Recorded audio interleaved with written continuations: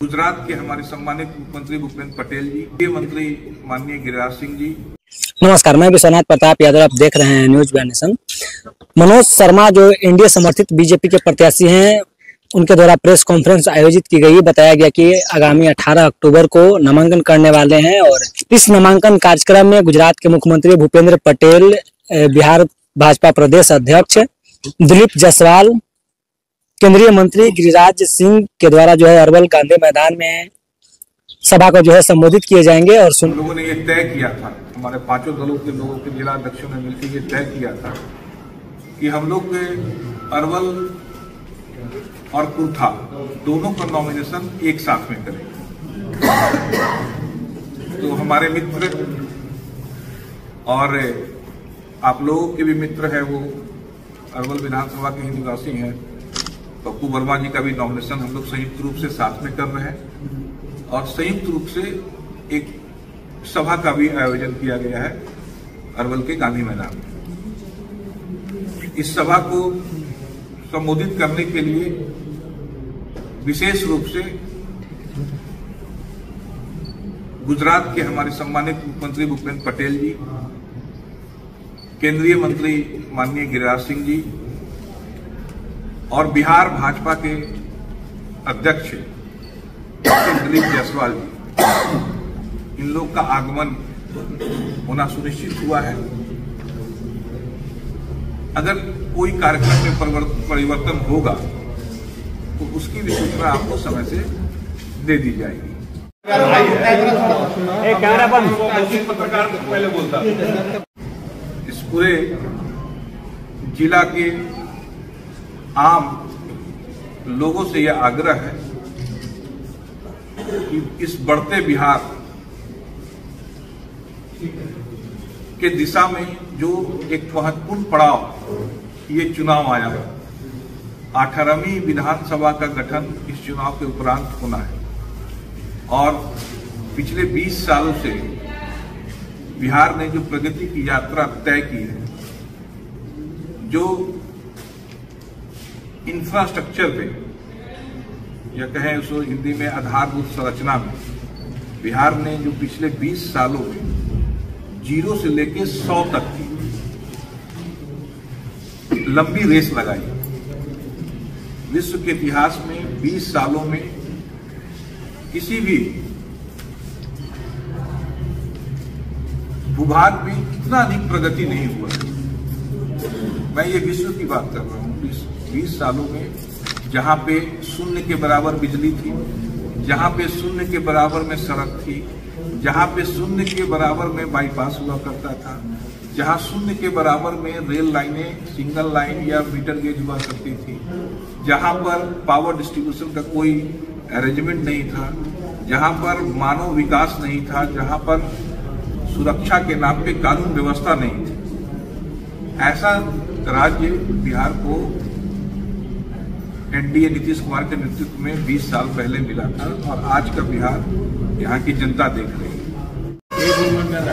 ये एक पड़ाव है। इसलिए जो 18वीं विधानसभा का जो चुनाव होना है वो बहुत महत्वपूर्ण है बिहार के अगले पड़ाव के लिए। इसलिए इस जनसभा के माध्यम से हम उन बातों का भी जिक्र करेंगे और हमारे जो वरीय नेता हैं कि बिहार का ये चुनाव क्यों महत्वपूर्ण है और विशेषकर अरवल के लिए क्यों महत्वपूर्ण है, उसका भी हम लोग लेखा जोखा कल के सभा में प्रस्तुत करेंगे। क्योंकि हमारे माननीय विधायक के अजय महावार जी पिछले 4 दिनों से यहीं पे प्रवास कर रहे हैं और अरवल में ही इनका रात्रि प्रवास भी हो रहा है।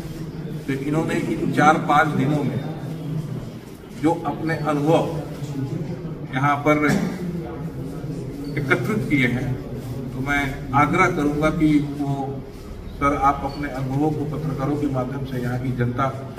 माननीय पत्रकार बंधु, अरवल जब मैं दिल्ली से प्रस्थान किया तब लोग कहते थे कि वो इलाका था जब शाम को 5 बजे के बाद लोग निकल नहीं सकते। बदलता बिहार, संवरता बिहार और विकसित भारत की कड़ी में उसी राह पे चलता विकसित भारत की श्रेणी के साथ साथ चलता हुआ विकसित बिहार।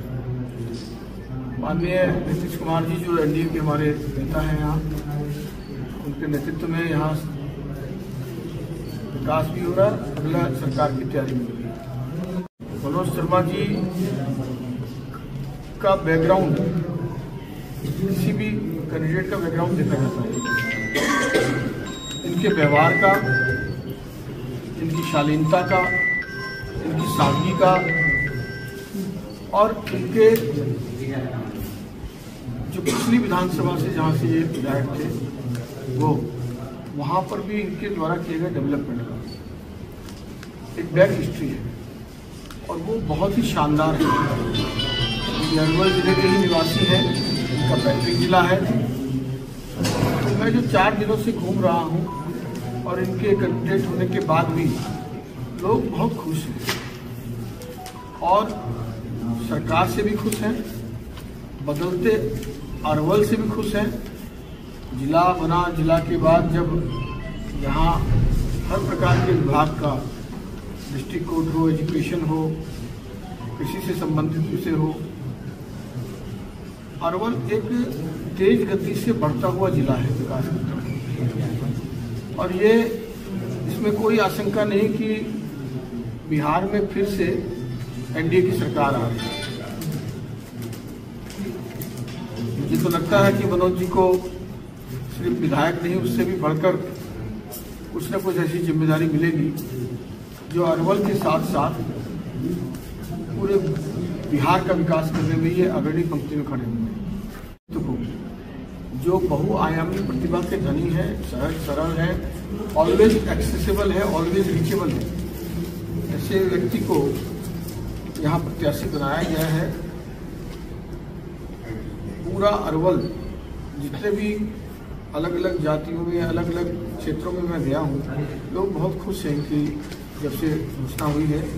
मुझे पूरी उम्मीद है कि अब तक का सबसे बड़ी जीत अरवल के इतिहास में दर्ज होगी और यह जीत की गूंज पूरे बिहार में सुनाई देगी। इतनी शानदार जीत यहाँ होगी। सब लोग एकजुट हैं, बहुत खुशी की बात है। एनडीए के हमारे सारे हम हैं, जदयू है और राहुल है, सभी लोग एकजुट होकर एक मुट्ठी बन करके एक साथ, एक योजना के साथ, एक लक्ष्य और एक दिशा में आगे बढ़ रहे हैं।